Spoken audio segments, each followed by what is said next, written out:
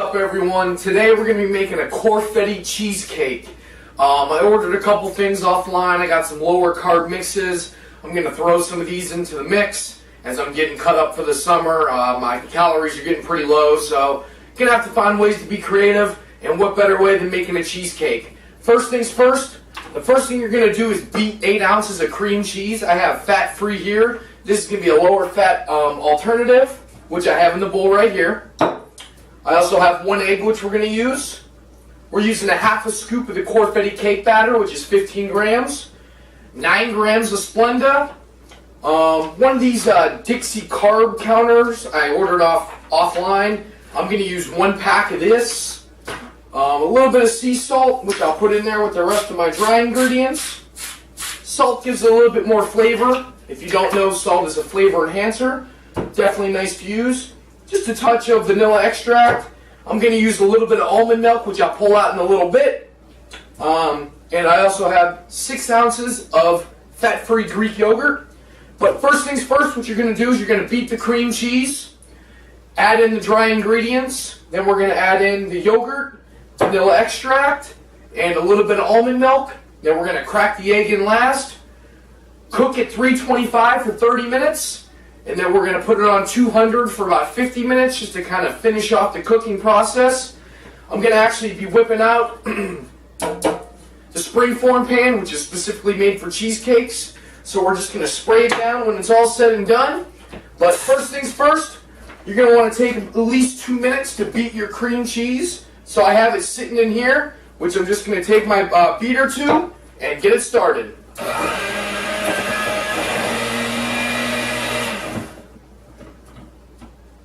As you can see, the cream cheese is beat up pretty good. So we're going to add in all of our dry, which I talked about. We're going to take our yogurt and just drop it in there right out of the container. And guys, when you make a cheesecake, you want to make sure all your ingredients are out to a dry temperature and are not coming straight out of the fridge. So leave them out for a couple hours. Let them get to room temperature, especially the cream cheese and the egg, because that helps with the final product. Alrighty.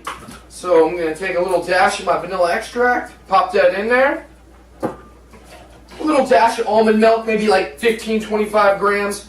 You guys really shouldn't even count that because it really won't even be that much. Okay.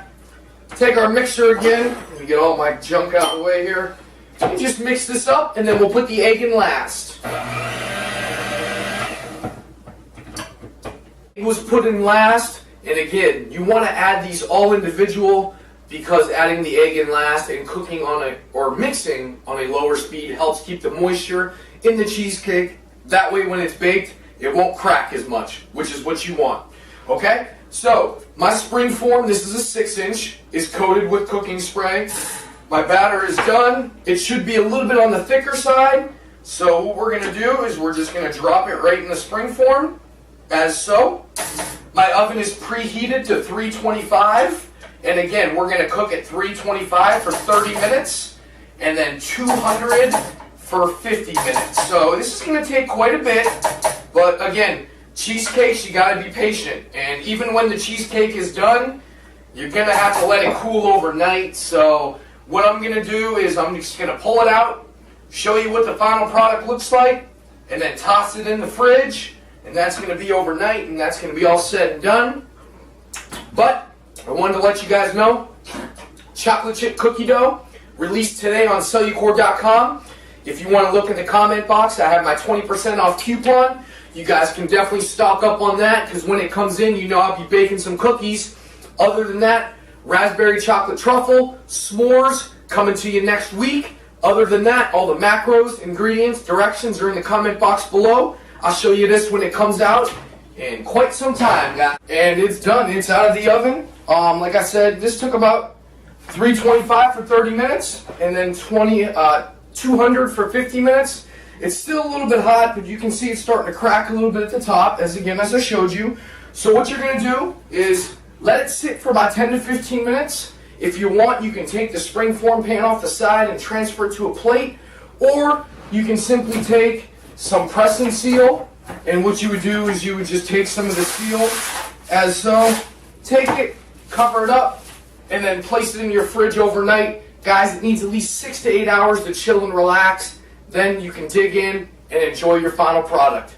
There you go, a Cor Fetti cheesecake, another Jen Jewel recipe, right in the works, right for the Cor Fetti cake batter queen.